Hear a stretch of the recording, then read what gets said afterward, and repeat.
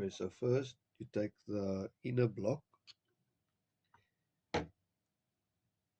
put it from the front in, okay.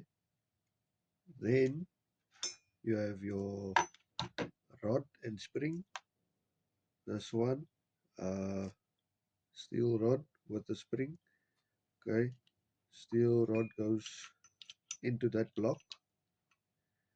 All right. Now I'm gonna take the slide and fit it to the gun.